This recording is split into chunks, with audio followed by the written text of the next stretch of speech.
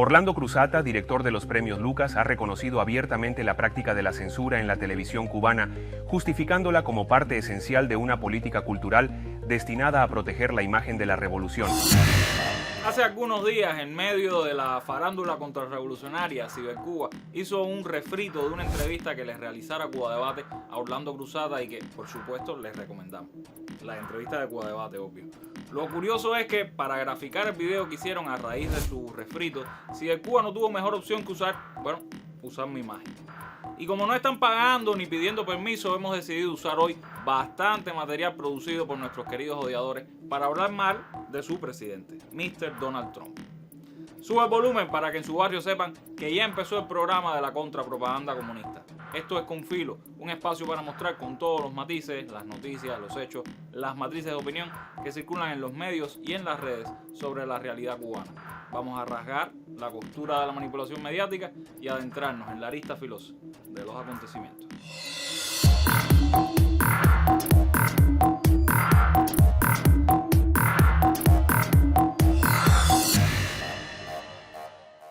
Con los aranceles que ha metido Trump, candela, ahora todo aquí va a costar un Money, money, esta guerra con los chinos, no sé si es un buen camino o será una salación.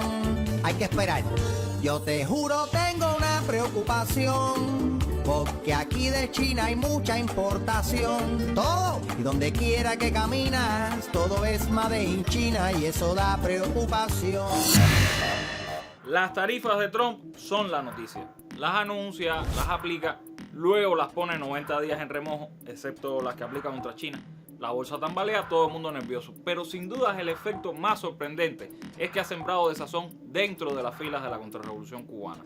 Lo que no logró con deportaciones, aseveraciones racistas, un polémico historial con trabajadoras sexuales, todo eso pasó sin pena ni gloria por la conciencia de nuestros odiadores.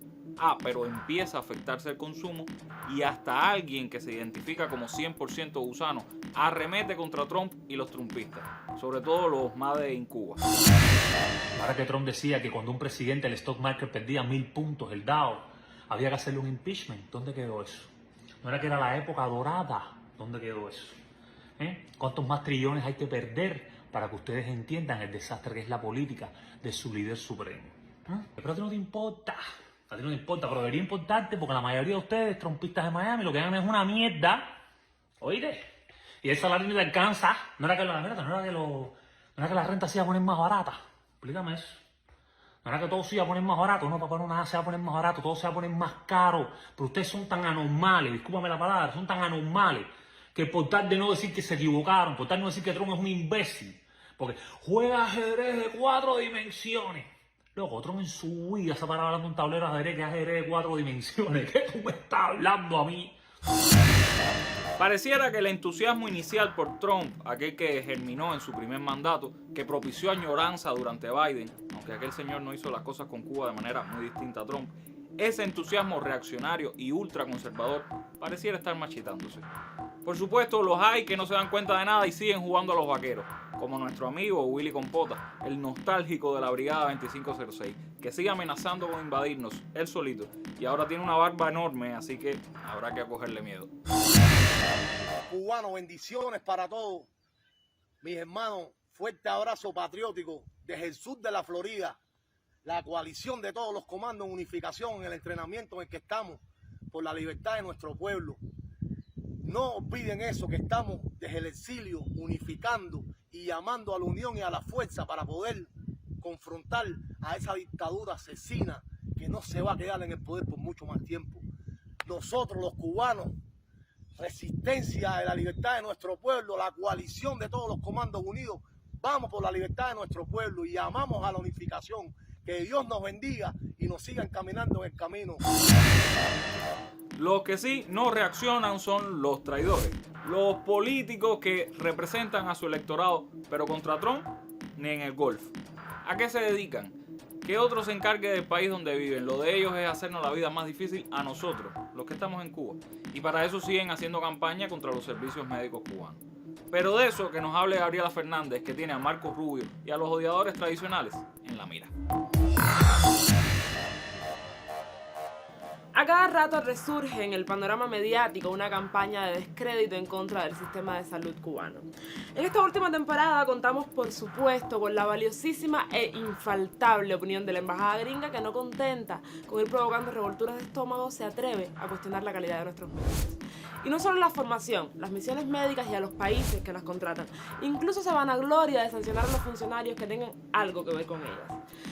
Las campañas de marketing contra Cuba no tienen ni siquiera que disimularlas, es decirlas con convicción para que parezcan legítimas. Ocurre en Manzaneda algo que en el mundo es usual e incluso está reconocido por la Organización Mundial del Comercio como una forma de exportación de servicios, y es además aquellos países que están en condiciones de pagar, pagan por la prestación de servicios médicos cubanos. Esto es algo que se ha querido criminalizar. Esto es algo que se ha querido criminalizar, esto es una práctica habitual, y precisamente a partir de que esta modalidad comienza a desarrollarse, entonces ya no solo la estrategia va dirigida hacia afectar la imagen de los profesionales de la salud y en sentido general de una de las conquistas de la revolución, que es precisamente su salud, sino ya va sobre todo dirigida a asfixiar una fuente de ingreso del país. La administración de Obama es quien nos lleva al informe de trata de personas en el 2010, y donde en el 2010, a partir de ese momento, se comienza en el informe sobre trata de personas a argumentar que hay manifestaciones de trata de personas, hay manifestaciones de trabajo esclavo, trabajo forzoso en las misiones médicas cubanas. Podríamos hacer un dossier bastante denso sobre deficiencias en el sistema de salud de la primera potencia mundial, que por cierto ahora mismo está procesando un joven que, en un momento de desesperación por lo bien organizado que lo tienen todos los consejeros, asesinó al CEO de una aseguradora médica, pero eso ya es tema de directa. Cuba siempre ha respondido a todas estas acusaciones, y no porque Estados Unidos tenga derecho a hacer preguntas, sino porque están más que claras las respuestas, las mismas que hemos dado en todas las temporadas anteriores. Que los médicos viajan por su voluntad y con conocimiento de las condiciones, con garantías, con salarios, que el dinero que se recauda va a financiar la salud en Cuba, y que no hay ningún criterio por el que se pueda acusar a Cuba de tráfico. Argumentos extremadamente comprensibles que fueron dados de forma paciente y extensa por el viceministro Carlos Fernández de Cosío a New York Times, y parcialmente publicadas en el mismo artículo con las supuestas declaraciones de 4 médicos que decían que no era tan así. Que nos sirva esto de ejemplo de la prensa libre. La sensación que deja el artículo es la que quería dejar el periodista y su editorial, por muy imparcial que parezca. La intención del periódico nunca fue la objetividad. La USAID había sido una de las grandes financistas de la campaña de descrédito contra los médicos cubanos, pero era previsible que para Marco Rubio que le cerraran el negocio no iba a ser un freno. Como abanderado de esta campaña se ha dado a la tarea de demostrar que la manutención de la injerencia tiene muchas formas. Incluso ha ido personalmente a cuestionar las decisiones de terceros países con respecto a nuestros médicos. Pero las amenazas no están funcionando últimamente. El artículo publicado en The New York Times de la periodista Francis Robles sobre las medidas del gobierno de Trump y el secretario de Estado Marco Rubio contra nuestras brigadas médicas forma parte de la campaña del gobierno de Estados Unidos que busca desacreditar al gobierno cubano y cortar fuentes legítimas de ingreso con el fin de asfixiar la economía cubana. Llama la atención el carácter sesgado de este artículo, pues utiliza como fuente un reporte de Archivo Cuba y su directora María Huerleao.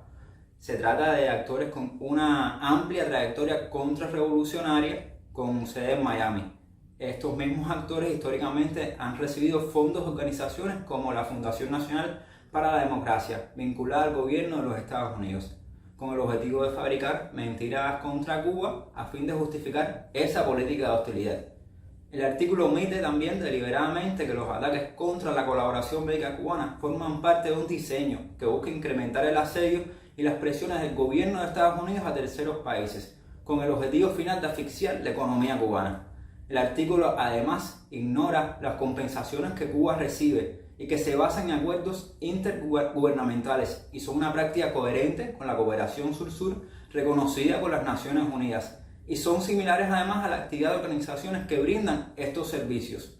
La gran diferencia ¿cuál es? Que estos programas es el alcance de estos programas, la amplitud de países que cubre y la disposición de los médicos cubanos a servir en áreas remotas donde otros no se atreven a llegar.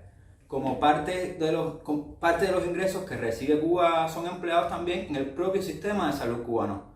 Con este artículo pretenden sabotear la colaboración cubana, porque su esencia humanista y verdaderamente solidaria constituye una alternativa a modelos que consideran la salud una mercancía y no un derecho. El fin de todo esto, además de seguir inflando la campaña de descrédito contra Cuba, es precarizar cada vez más el sistema de salud que recibe fondos de las misiones médicas para después quejarse a gusto de que Cuba no puede brindar un servicio de salud óptimo. ¿Por qué será? Todos nos lo estamos preguntando. Nos vemos en la mira. No hay tiempo para mucho más, pero no queríamos despedirnos sin ponerles algo contra Trump que no haya producido la industria ligera del anticastrismo miamense. Así que compartimos con ustedes fragmentos de nuestra última directa en Facebook, que tuvo como invitada a la doctora en Ciencias Históricas Dalia González, que habló de Trump con ciencia y sin especulación.